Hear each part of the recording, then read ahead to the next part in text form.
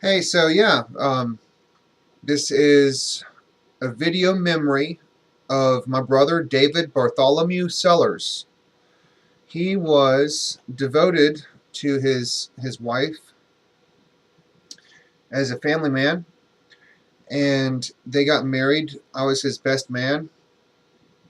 There we are, and there's the pastor that married us, and there's him and his bride at the altar. Here they are close up at the reception, and they stayed true to one another the entire time he was with us. David was his life was cut short from complications due to leukemia, and he was cured from the leukemia, but the medicine was very hard on his body, and his internal organs had failed, which was the cause of his death 5 years ago. He didn't like his picture being taken, and most often you could find him asleep for his best pictures.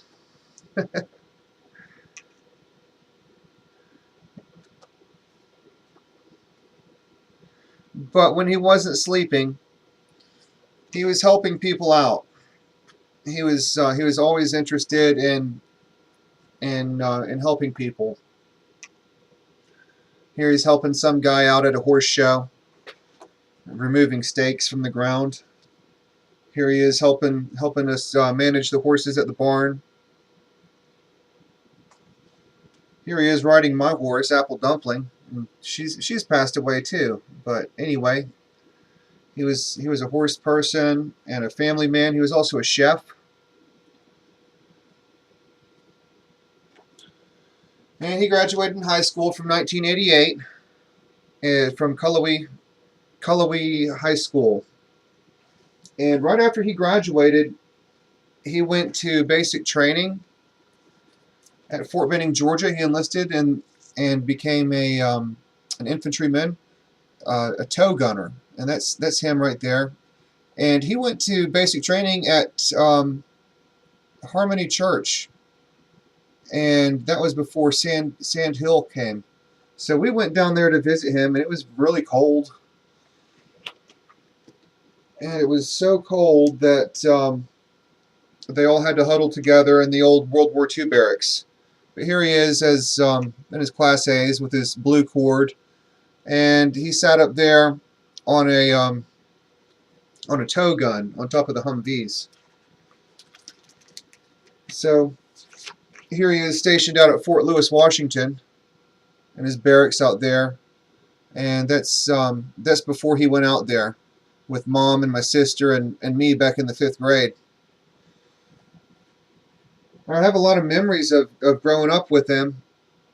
He was, we would get in snowball fights, and he would torture me when Mom and Dad would leave. I would have to hide under the couch, and yeah, he was, he would lift me up in the air, and I'd swing out, but of course I couldn't reach him because he was that much older. But he started out as a little guy too. It's funny because this picture he looks like Joshua, his younger son, and in this picture he looks like Daniel, his older son. So yeah, David was he was a really good friend. He was after I got out of the military, he was a preacher, and I went to church with him and his wife. They were both ordained as ministers. And his walk with God started with a baptism at Pine Creek.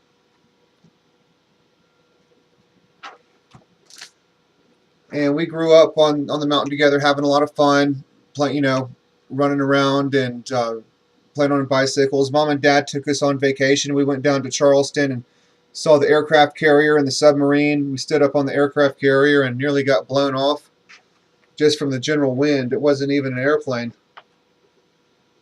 And he would let me tag along with him. There I am on the back of his horse, Charlie Brown, back in the day. He was an athlete. he wasn't the fastest guy, but the football coaches said that he knew when the other guys were slacking because David would beat them on the foot race. So because David would always put everything he had into the foot race. Well, here's David later on as a church pastor with the rest of us there at the church building. And that's a good picture of everyone there. A lot of memories from that place.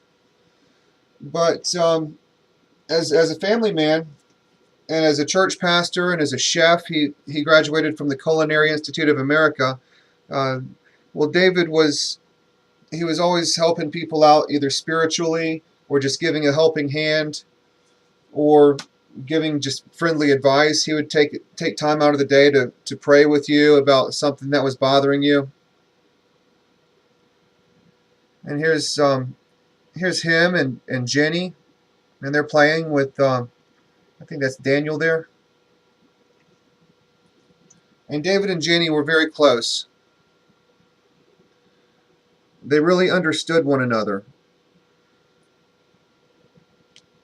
which is it's a very deep relationship that they had. And sometimes, of course, they would fight like cats and dogs, but I think that's how it goes. There's David spending more time with his family, his two daughters, Elizabeth and Jessica. And here's David with Daniel.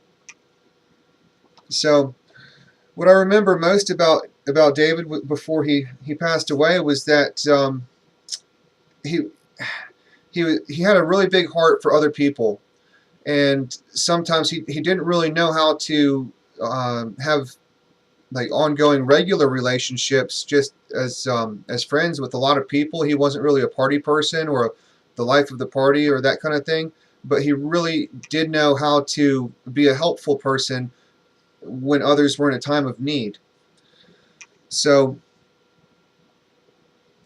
he got sick and was being treated for the leukemia, and still found the energy to spend time with his family. And it got worse and worse as far as his body went, and that was hard for everyone.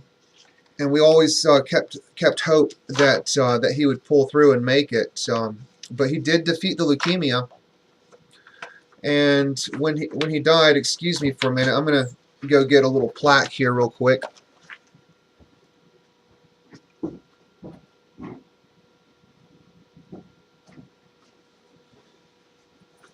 The Army gave him this. And basically it says, "Thank you for your service," and I'll just read it. "The United States of America honors the memory of David B. Sellers. This certificate is awarded by a grateful nation in recognition of devoted and selfless consecration to the service of our country and the armed forces of the United States. The President of the United States, Barack Obama." So this was given to David's family as an acknowledgement for his service.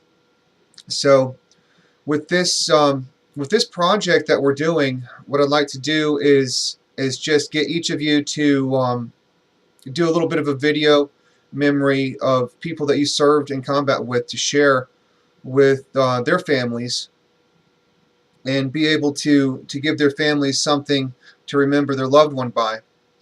Something that's a little bit more than a plaque and a certificate, which is nice, and we're grateful for that, but something that would really give a little bit more meaning to the person that actually died, and can embellish the certificates that our nation gives to our fallen comrades and their families. Thanks for watching, and hopefully this will be an inspiration to the rest of you to be able to get some pictures or just share some memories. Even if you don't have any visual aids, just sitting in front of a webcam and making a recording would be a great start. From there, we'll take this in the right direction, and hopefully be able to have reunions and fly people out to a mutually agreed upon location to really share memories that will honor our fallen comrades in the way that they deserve, and also help keep the veterans who are living and survived the combat, give you guys a way to keep in touch with each other, rub elbows, lift a glass, and spill one out for our homies, our Rangers in the sky, and the rest of them who didn't make it home. So that's it for now.